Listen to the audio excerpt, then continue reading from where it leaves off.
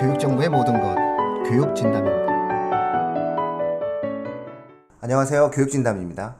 오늘은 수요 독서 시간입니다. 지난번 첫 방송을 어렵게 진행을 했었죠. 오늘은 두 번째 시간입니다. 오늘은 다들 알고 있는 책입니다. 섹스피어의 베니스의 상인입니다. 제가 이 머릿속에서 하도 이 발음에 대해서 생각을 하면서 얘기하다 보니까 또 발음을 좀 약간 오류를 범했습니다. 제 옆에 지금 이세원 선생님 나와주셨습니다. 안녕하세요. 네, 안녕하세요. 제 앞에는 지금 정현정 선생님 나와주셨어요. 안녕하세요. 안녕하세요. 이 발음을 섹스피어라고 해야 되는데 자꾸 제가 짧게 발음하는 것 같죠? 우선 이 책을 추천해 주신 이유가 있나요, 세훈쌤? 중학생들한테 이 베니스의 상인을 추천해 주셨는데. 중학생들이 이제 저희가 어렸을 때 읽은 걸로 생각을 해보면 셰익스피어의 작품들을 한 번쯤 읽고 갔으면 싶다는 생각은 있는데, 어떤 작품을 읽어야 될지는 사실 이 작품마다 난이도가 조금씩 달라가지고 선정하기가 조금 애매한 건 있었어요. 근데 지금 와서 생각을 해보면 원작과 제일 동떨어진 기억을 갖고 있는 게 이 베니스의 상인이더라고요. 그러니까 애초에 너무 축약된 걸로 읽어버리면 이게 우리가 정말 이제 민우 형도 말씀하셨듯이 안토니오가 되게 좋은 사람이라고 기억을 하는 경우들이 많은데, 그런 식의 왜곡된 기억을 갖지 않았으면 좋겠다라는 이유에서 이제 베니스의 상인을 골랐던 것도 있고, 셰익스피어의 다른 작품들, 그러니까 유명한 비극들을 읽으면 좋겠지만 그걸 먼저 읽어버리면 애들이 이제 셰익스피어를 싫어할 수도 있거든요. 그래서 그렇죠. 너무 우울해요. 답답하고. 그래서 조금 접근하기 쉬운 작품이 좋겠다라고 생각을 해서 이제 이 작품을 선택을 하게 됐어요. 뭐 잘해주신 것 같아요. 드라마로 비유하면은 나머지 작품들은 고구마 전개죠. 고구마 전개. 근데 이거는 유일하게 사이다 전개를 하죠. 장면도 빠르고. 그래서 아마 읽기에는 좀 이렇게 수월하게 좀 읽을 수 있었던 것 같아요. 내친 김에 하나 질문 더 할게요. 아침 이슬이라는 출판사의 책을 추천해 주셨거든요.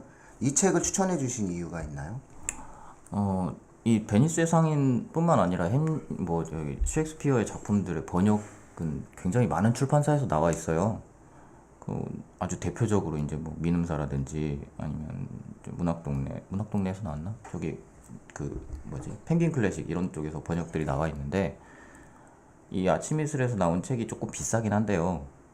비싸더라고요. 네, 좀 비싸요. 그죠? 크기에 비해서 좀 비싸죠. 주머니에도 들어가요. 네, 근데 제가 굳이 이걸 선택한 이유는, 이걸 번역하신 분이 일단은 시인이시고요.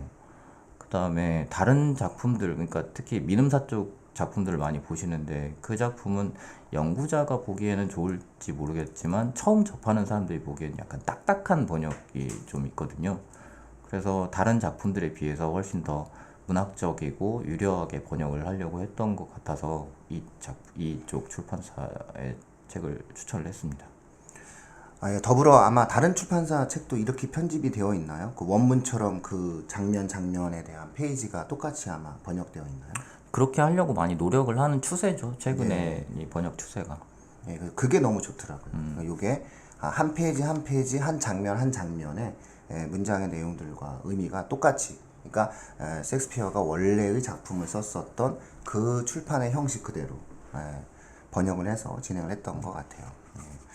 충청도 분인 것 같기도 하고, 그렇죠? 번역자가 번역하신 분이 충청도 분이 아닌가라는 생각이 좀 드는, 고향이 아니면 틀림없이 부모님들 중에서 있지 않을까. 지청구라는 단어가 나왔거든요. 여기가 사투리적인 요소인데 아마 그렇게 한번 생각이 들 만큼 맛깔스러운 번역이었다라고 생각을 합니다.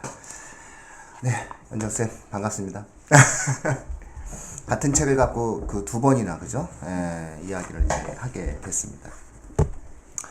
연정쌤은 이제 영문학을 전공해 주셨는데요. 그쵸? 서울대학교에서 영문학을 전공하셨는데, 지금 연정쌤이 생각하기에 우리 학생들이 중학교 시점에서 셰익스피어를 한 번쯤 읽었으면 좋겠다라고 좀 우리 세훈쌤이 말씀해 주셨는데, 도대체가 영미문학권에서 왜 그렇게 셰익스피어를 이렇게 칭송합니까? 셰익스피어 같은 경우에는 이제 영국 이렇게 그 언어인 영어의 표현을 되게 풍부하게 한 그런 작가거든요. 예, 그래서 그런 표현적 아름다움이 있어서 반드시 읽는 작품이기도 하고, 그리고 그 16세기 르네상스 시대의 그 유럽의 정신에 대해서 우리가 공부를 할 수 있기 때문에 셰익스피어는 반드시 이제 필독서로 중고등학교에서 읽고 있습니다. 문장이 이렇게 아름다운 문장들을 다시 읽어보니까요. 저는 세훈쌤한테 오늘 고마웠던 게 뭐냐면, 저는 베니스의 상인들에 대한 어린 추억들이 있지 않습니까? 그리고 누가 사실 어른이 돼서 베니스의 상인을 또 읽겠습니까? 그렇죠. 그렇게 원정쌤처럼 전공자 아니면 안 읽게 된단 말이죠. 그리고 다시 읽었는데요. 방송을 위해서. 샤일록도 불쌍하고 그리고 그 안토니오와 히즈 팔로우 친구들 참 좀 이상한 애들이 많아요. 보면. 그리고 문장과 어떠한 표현들이 굉장히 참 이 셰익스피어가 사람들이 왜 이야기를 하느냐라고 하는 생각이 참 들 만큼 대단히 화려한 표현들이 많구나라는 어떠한 생각들이 좀 있었어요. 그래서 이런 부분들에 대한 내용들이 있는데, 제가 좀 그 돌발 질문을 한번 해드리자면, 우리가 흔히 이제 그 셰익스피어의 그 원전에서 봤을 때 어린 시절 딱 내용을 들어보면 포사에 대해서는 되게 이렇게 좋고 현명하고 멋진 여성으로 이제 기억이 되지 않습니까? 근데 포사가 이런 말을 했어요. 네리사라는 그 시종이 프랑스 영주 르봉경은요 라고 자기와 결혼하기 위해서 멀리서 온 이 남자에 대한 평가를 얘기하니까 계속 앞에 있는 들은 막 다 디스를 막 했지 않습니까? 근데 이 사람에 대한 디스가 정말 강한도 아닌데, 하나님이 그를 만드셨으니 사람이라고는 해야겠지. 참으로 누굴 조롱하는 건 죄야. 하지만 그는 정말 나폴리 분보다 말액이 한 수 더 뜨고 팔라틴 백작보다 우거지상 한술 더 떠요. 꼴에 만능이래요. 개똥지박이가 노래 불러도 그 즉시 집가불고 자기 그림자와 검술시합을 벌릴 위이냐. 그와 결혼을 하게 된다면 난 20명하고 결혼하는 거나 마찬가지일 거야. 자, 그가 날 싫어하면 내가 그를 용서할 거야. 그가 날 사랑하면 난 미쳐버릴 거고. 그러면 복수하고 자시고 할 것도 없을 터. 그러니까 이게 정말 이 표현을 읽으면서 내가 알았던 이게 처음 장면에 나오는데, 이렇게 어린 시절의 추억이 완전히 사라집니다. 이 장면을 읽는 순간 어머머, 포사가 이런 여자였어? 라는 거예요. 너무 진짜 어떻게 보면 정말 무섭고, 요즘 최근 드라마를 놓고 보면은 전형적인 재벌 딸, 그렇죠? 그렇게 나오시는 아나무인의 딸처럼 이렇게 표현되어지는 그러한 분들인데, 여기서 정말 멋진 표현이요. 하나님이 그를 만드셨으니 사람이라고는 해야겠지. 야, 이거 정말 시 아닙니까? 시.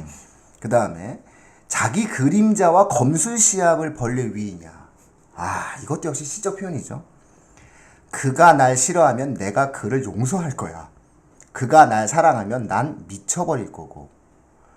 이런 어떤 주옥 같은 표현들이 있어요. 이제 이러한 어떤 표현들이 우리가 번역을 해가지고 일단 이렇게 보게 되는데, 그 연정쌤, 이거 그 영문학과 가면 네. 원전으로 배우나요? 근데 셰익스피어 작품이 그 희곡 작품이 워낙 많다 보니까 베니스의 상인을 그 4년 동안 들을 수도 있고 아니면 배우지 못할 수도 있거든요. 그 사실 저 같은 경우도 그 전공 수업을 심화 과정을 이수를 해서 한 20과목 정도 들었지만 셰익스피어의 희곡은 하나도 배우지를 못했거든요. 네. 근데 어쨌든 이걸 그냥 원전으로 막 읽고 막 그런 것이 이제 영문과인 거죠. 네.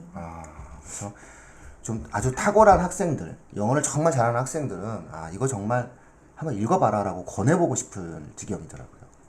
이거를 원전으로 보면 느낌이 어떨까요? 세훈쌤은 어때요?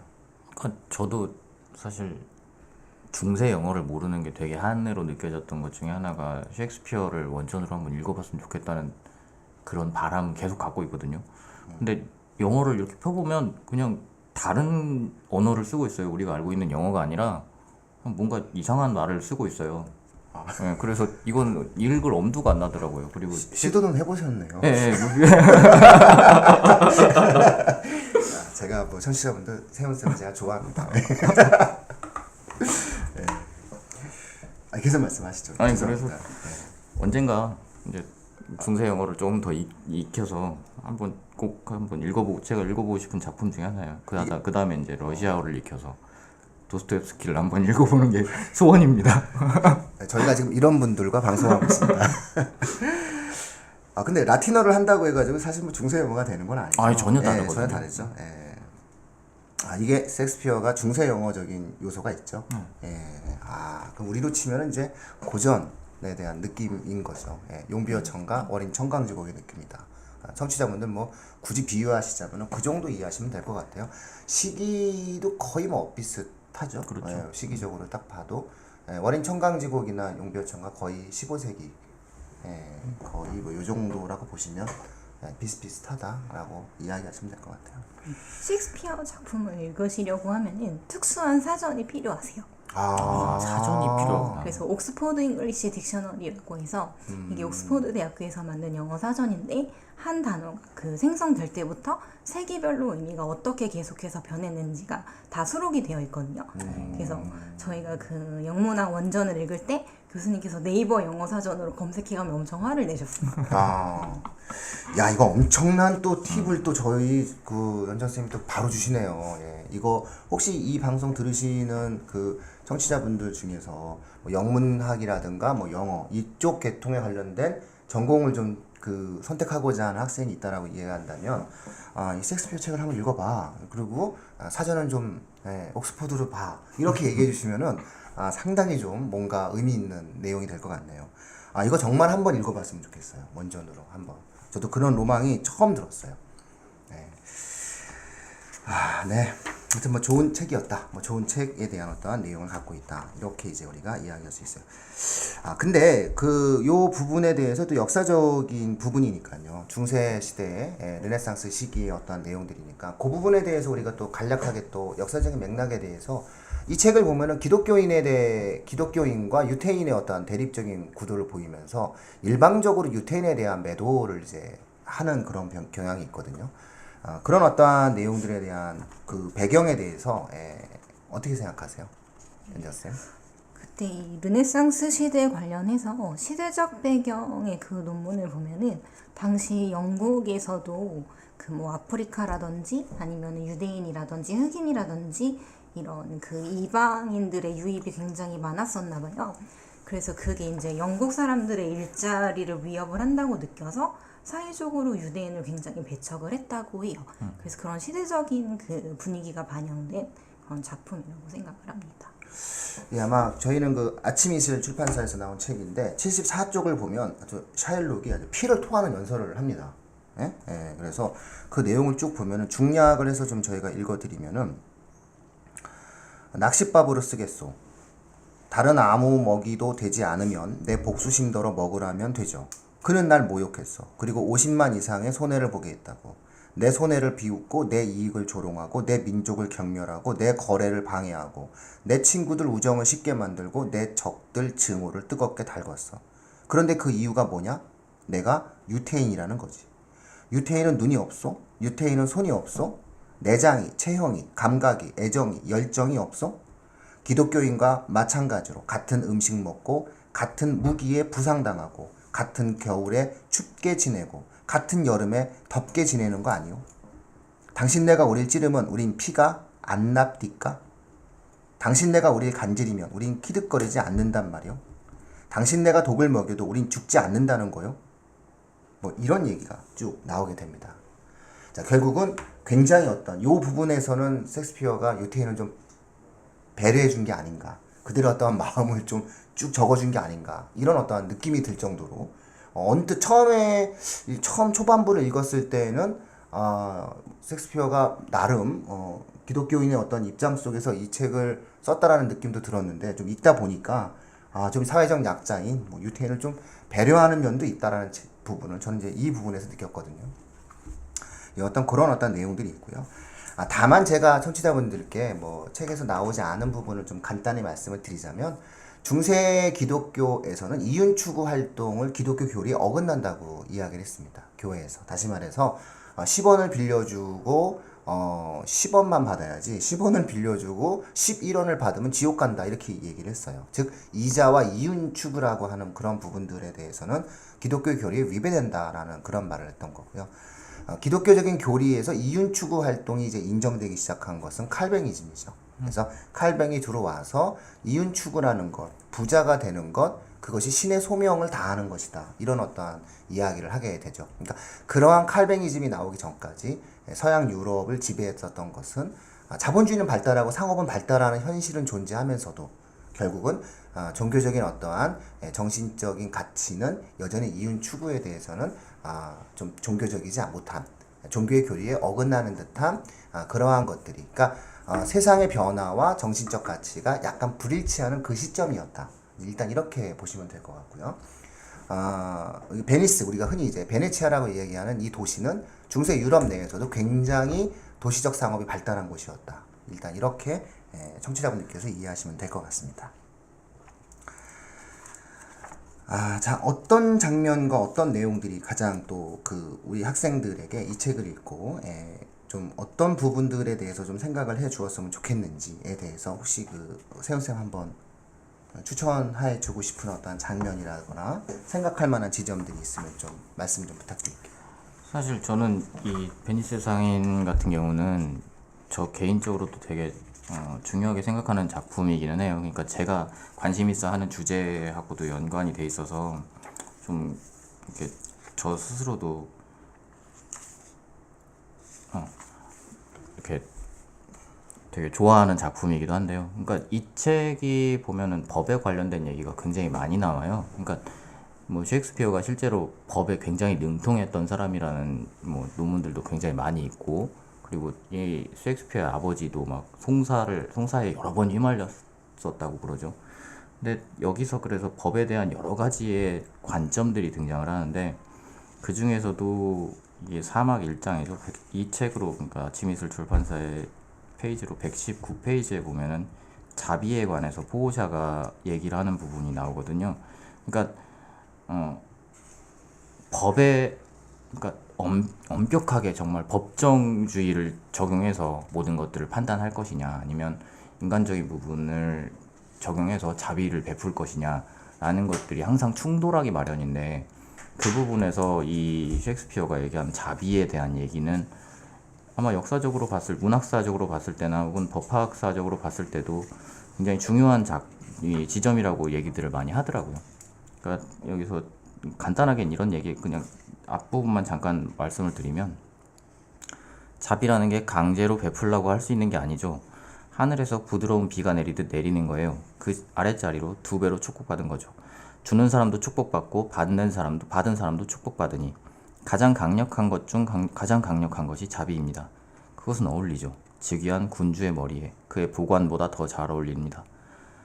그의 홀이 보여주는 것은 일시적인 권력의 힘, 두려움과 위험의 속성이지요.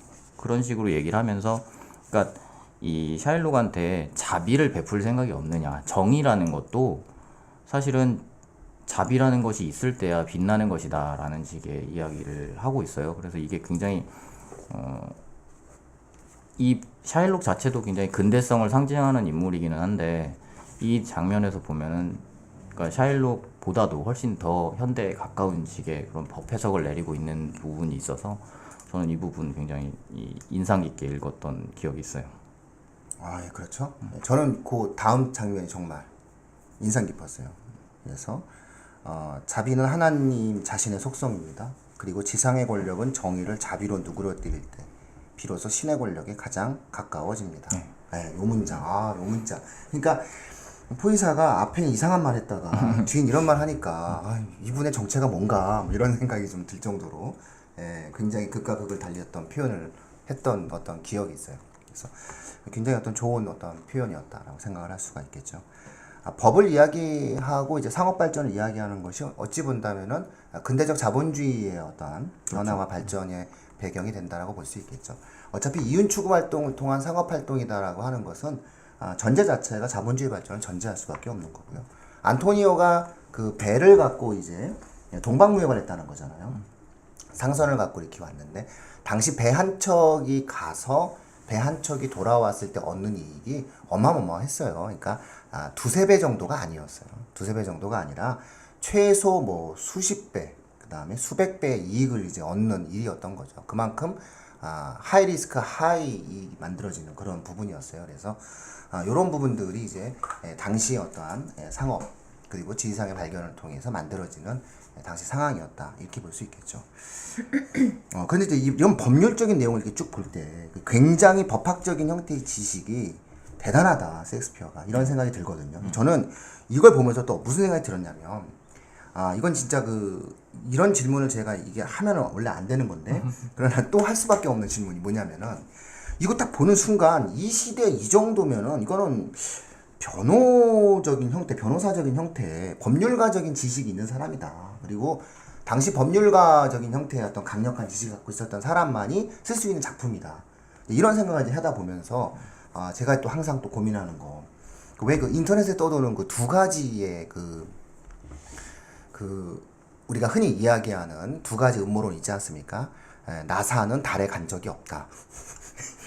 근데 저는 사실 이게 왜 나사가 달에 간 적이 없냐라는 말이 왜 이런 것들이 아직도 퍼지냐면 그 후로 뭐 또 가지 않았다라고 사람들은 알고 있지만 뭐 몇 번 더 갔다라는 또 주장들도 있어요. 그런데 중요한 건 뭐냐면은 나사가 만약에 1960년에, 69년에 만약에 갔다면 달에 갔다면 지금 1970년, 80년, 90년, 2000년, 2010년, 50년간 그 기술의 발달과 그 기술의 어떠한 축적을 놓고 보았을 때 나사가 돈을 벌 수 있는 가장 좋은 방법이 달에 갔다 오는 거거든요.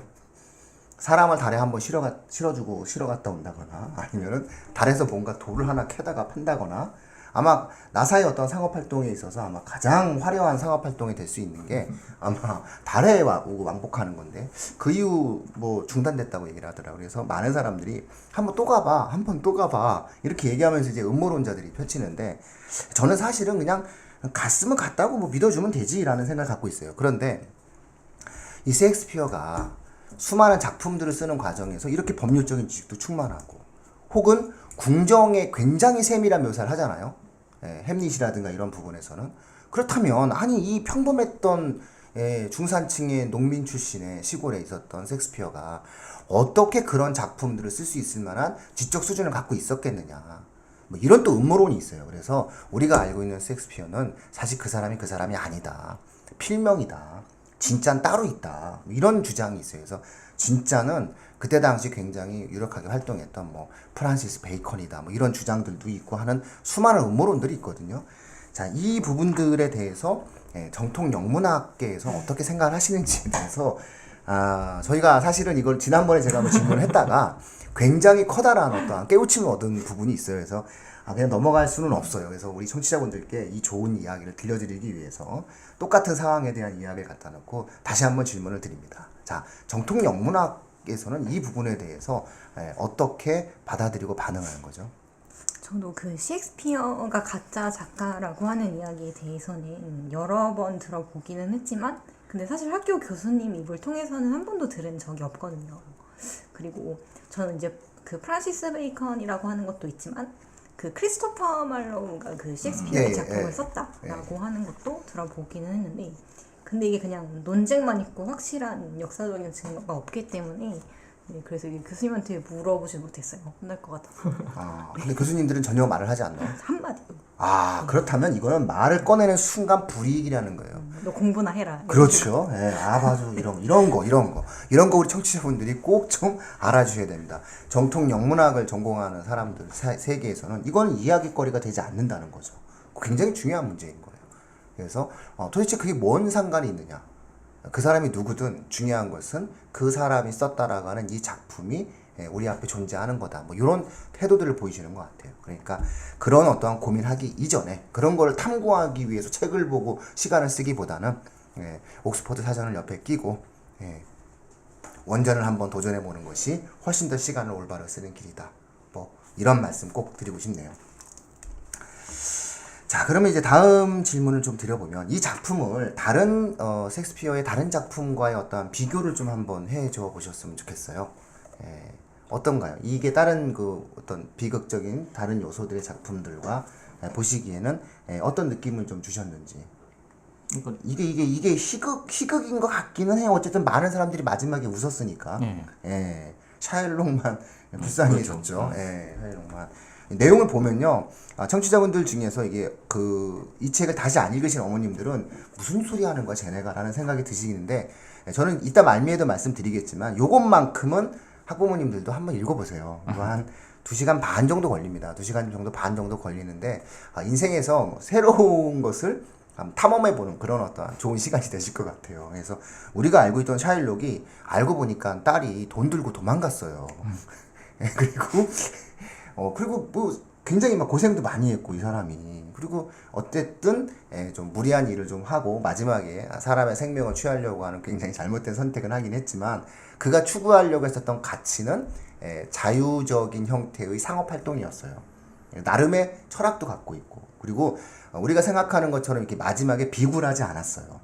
자잘한 다 뺏길 것 같으니까 그럼 죽겠다고 얘기도 하고 어쨌든 이런 장면들이 나와요. 그래서 다시 한번 꼭 읽어봐 주시면 좋겠고요. 이 부분을 이 베니스의 상인을 다른 어떠한 작품들과 한번 비교해 본다라고 했을 때는 어떻게 좀 한번 이해해 보는 게 좋을까요? 세훈쌤부터 한번.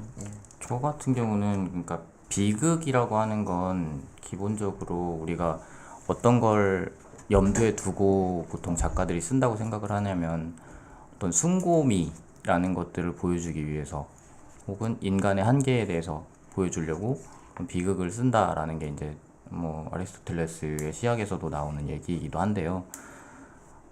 이 셰익스피어의 비극 작품들도 역시 마찬가지로 그런 어떤 인간의 한계, 인간으로서는 극복할 수 없는 한계들에 대해서도 얘기를 하고 있고 그럼으로써 인간의 존엄에 대해서도 얘기를 하는 부분들도 있는데 그런 무거운 주제들, 그러니까 개인에 한정될 수도 있고 혹은 보편적인 인간상에 대한 내용으로도 얘기를 할 수 있는 그런 작품들이 비극 작품이라고 한다면 이 베니스의 상인은 저는 사실 이걸 비극이라고 기억하고 있었어요.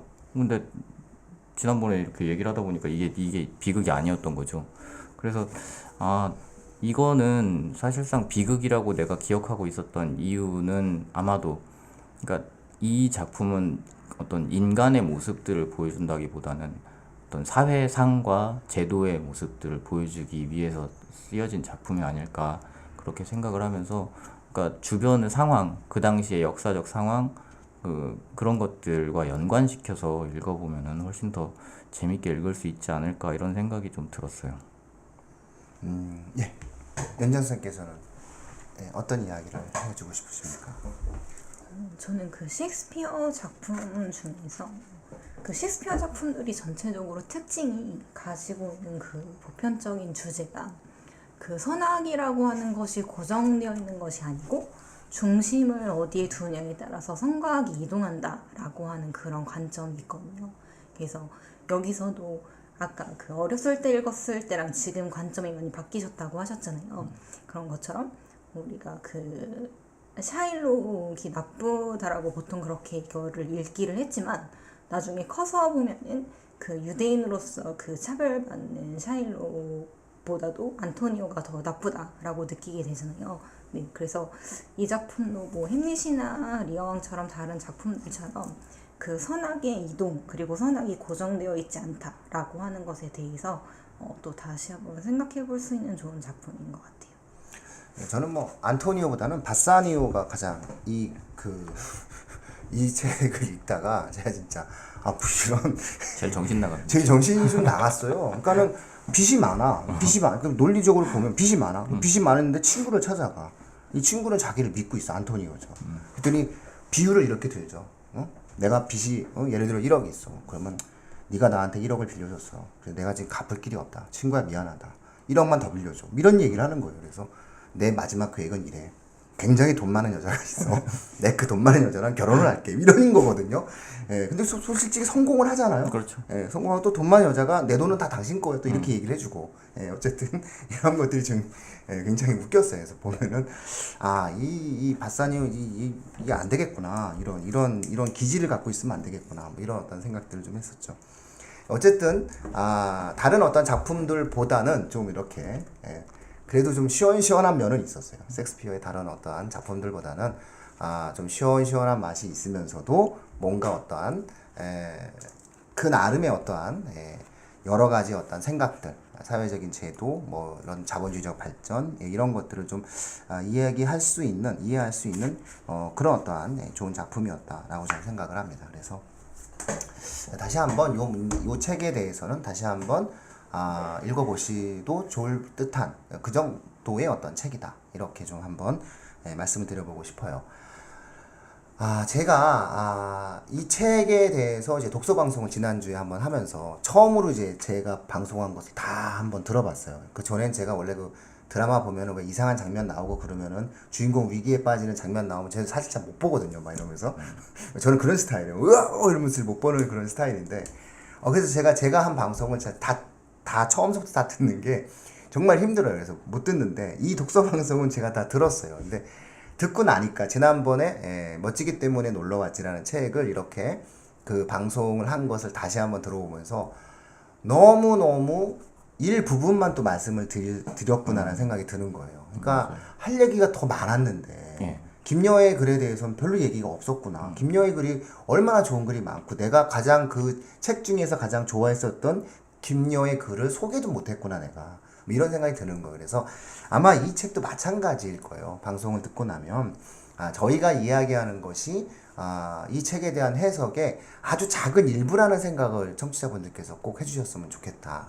뭐 이런 어떤 당부 말씀을 한 번쯤 드려야 될 것 같다는 생각을 제가 2회 방송에서 한번 진행을 한번 해 봅니다. 자, 그러면 이제 오늘 좀 마지막으로 지금 점점 정리해야 될 시간이 다가오는 것 같습니다. 자, 그러면 연정쌤, 이 책에 대해서 그 청취자분들과 학생들에게 이런 것은 좀 한번 기억해 줬으면 좋겠다. 아니면은 이러한 의문점을 좀 가져줬으면 좋겠다.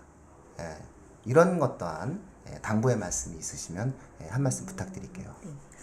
이 책이 생각해 볼 만한 이슈들을 많이 담고 있어서 사실 그 대학교 입시 기출 문제로도 자주 출제가 돼요. 그래서 특히 그 샤일록하고 안토니오가 그 계약서를 작성한 내용에 대해서 그 판단에 대해서 어떤 게 더 옳은지 생각해보는 부분도 이제 기출이 된 적이 있거든요.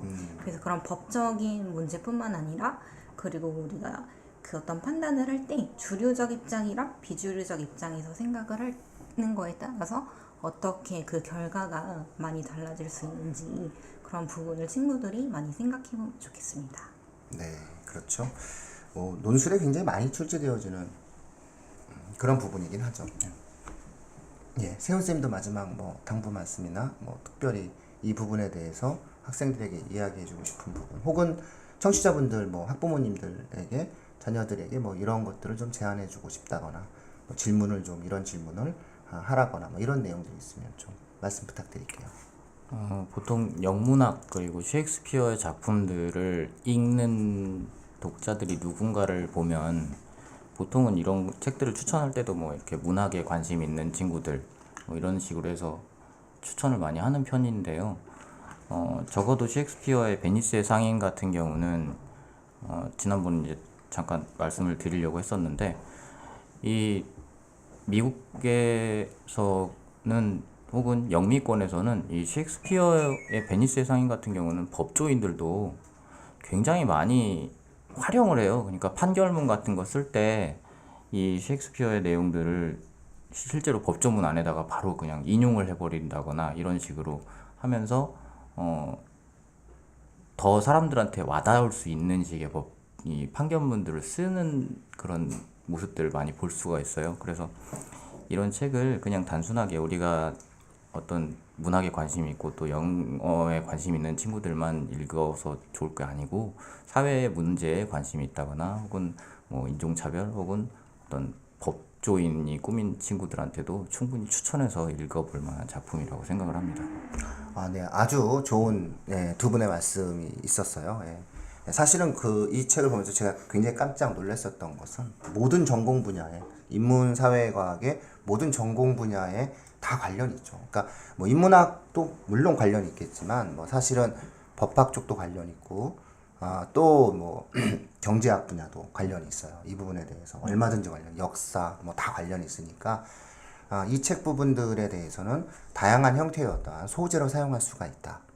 자유학연제라든가 이런 부분에서도 굉장히 어떤 소재로 사용할 수도 있는 거고 고등학생들도 당연히 이 책을 가지고 뭔가 할 수 있는 요소가 되게 많을 거라는 생각이 들었어요. 그래서 오히려 중학생들보다도 고등학생들도 이 책을 좀 한번 읽어보고 이 책에서 나오는 내용을 가지고 뭐 관련된 형태의 뭐 소논문이라고 표현하는 것을 제가 이제 좋아하진 않지만 어쨌든 그런 부분들에 대한 리포트를 좀 해볼 필요가 있겠다. 이런 어떤 생각을 좀 가져보게 됩니다. 사실 소논문이란 말은 제가 제일 처음 써서 세상에 퍼뜨린 사람 입장에서는 제가 굉장히 잘못한 일 중에 하나로 제가 잘 알고 있습니다.